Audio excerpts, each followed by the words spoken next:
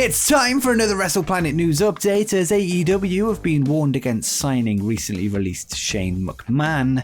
We look at why Brian Kendrick was pulled from last night's episode of AEW Dynamite. And did CM Punk pick up his first loss when he took on MJF last night? And before we get into it, make sure you subscribe with notifications turned on so you don't miss the latest wrestling news. And check out the relaunched WrestlePlanet.net for daily wrestling articles.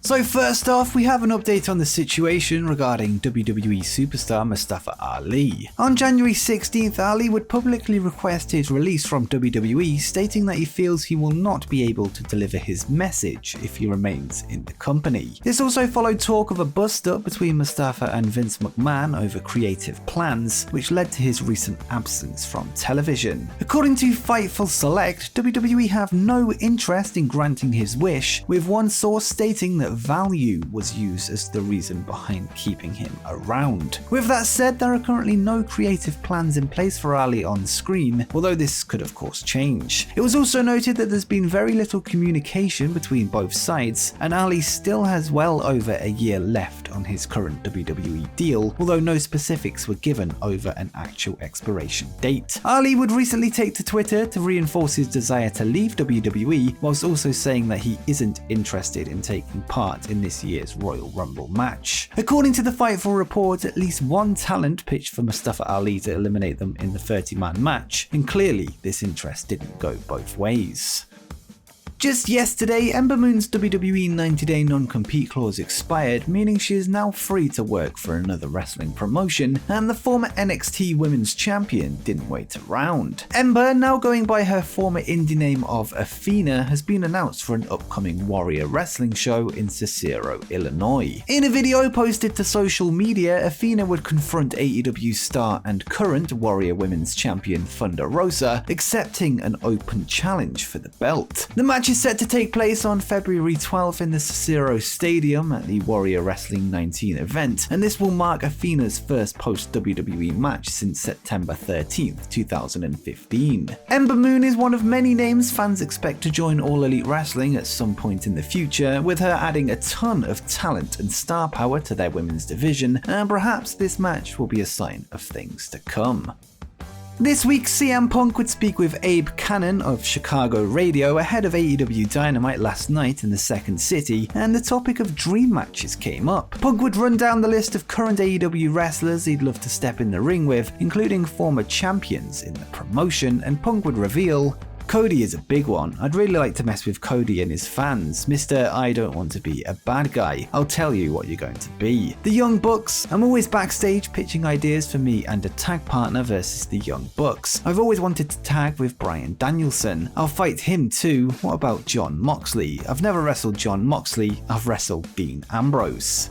Punk would then reveal that he hopes to wrestle former AEW World Champion Kenny Omega, but admitted he doesn't know his situation right now, and said, would love it. I don't know what's going on with Kenny though. I read what everyone else reads and I hear about surgery, and I don't know how positive or true that is. I just know he's banged up for sure, and I'm glad he's taken some time off, because when CM Punk does wrestle Kenny Omega, I want him to be 100%. Punk would then put over young up-and-comer Hook, admitting the memes are true and he does in fact fear him, and he would add, there are so many dudes, how about Hook? That kid, for the first time, someone's making memes saying CM Punk fears Hook. Yeah, I do, 100%. I'm 43 years old, he's like 16. I don't want to get in trouble. You go to jail for that sort of thing nowadays. Punk would then reveal that he'd love to wrestle inside the home of his beloved Chicago Cubs MLB team, Wrigley Field, and revealed who he would like to face if AEW were to hold an event there, and he said, that would be the biggest thing I've ever done in my career, hands down. I don't know if they have ever done wrestling at Wrigley. I would very much like to wrestle at Wrigley's Soldier Field. I think Chicago is always a hot market for AEW, and I do think those are things in the realm of possibility.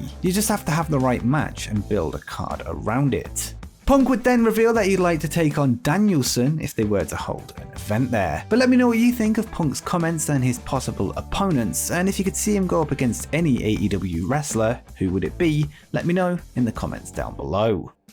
Next up, we have an update regarding the shocking WWE release of Shane McMahon. As we noted in yesterday's news video, Vince McMahon's son has been let go from the company in a semi-quiet way, and there will be no creative discussions about Shane McMahon in WWE going forward. This follows news that Shane had been scheduled to wrestle at the upcoming Elimination Chamber and WrestleMania events, appearances that will no longer go ahead. Shane had played a significant role behind the scenes at the Royal Rumble show this past weekend, with him acting as lead writer and producer of the men's 30-man match. He was described by a ringside news source as a nightmare for talent. Shane is also said to have openly buried fellow producer Jamie Noble whilst trying to book the Rumble around himself. In an update from Andrew Zarian of the Mat Men podcast, even more information is available regarding Shane's release, with the departure seemingly linked to rapper Bad Bunny, who was also in the Rumble match. And Zarian would say, few notes from source regarding Shane and the Rumble. There were numerous changes to what number Bad Bunny would be. This was a cause for concern and people within WWE were upset. WWE doesn't want to come off negatively with such a major outside star. In the match, Bad Bunny would enter in at number 27 before Shane McMahon entered at number 28, before they were both eliminated by eventual winner Brock Lesnar. Another Wrestling Insider, WrestleVotes, notes that the Shane McMahon story goes beyond the Royal Rumble event, and they tweeted, "This Shane McMahon story could ripple effects for years to come. It goes beyond anything that may or may not have happened Saturday night." Whilst many fans have joked that Shane McMahon should join AEW as revenge for his release, PW Torch's Wade Keller has revealed that people within WWE have said someone should warn AEW President Tony Khan against the move, and would say the following on pwtorchvip.com. People in WWE are letting me know that someone should warn Tony Khan what he's in for if he brings Shane in, because the sense of entitlement, and I don't know if ego is the right word, that Shane would bring along with him in a company that isn't WWE would probably be amplified compared to how he was acting on Saturday, which was just basically out of control. Whilst it remains to be seen what the ripple effects of the release will be in WWE and whether AEW will show any interest in bringing him in, it seems even more unlikely that Shane will be taking the reins from Vince McMahon once his time as chairman comes to an end.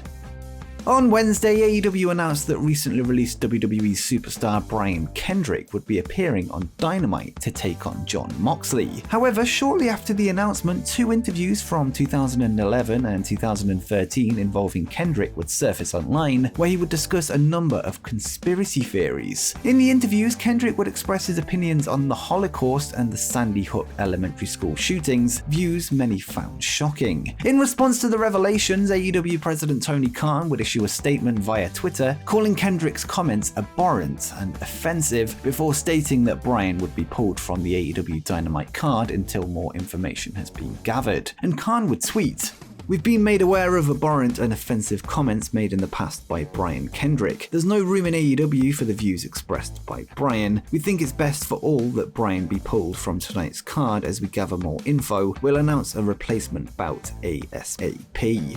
Kendrick himself would then address the controversy via his own Twitter account, issuing an apology before revealing that the views discussed in the interview are not his views and never were. And he would say, "I apologize for all the hurt and embarrassment I have caused with my words. These are not my beliefs and never were beliefs of mine, and I crossed the line. I spread the most vile comments without thinking of the damage it would cause. I live with this regret for the rest of my life. I am truly sorry for the pain I have caused." Kendrick would ultimately be replaced by Wheeler Yuta in the match against Jon Moxley, with the latter walking away with the victory. There is no word on if Brian Kendrick has a future in All Elite Wrestling following his apology, but we will provide any updates if any come in.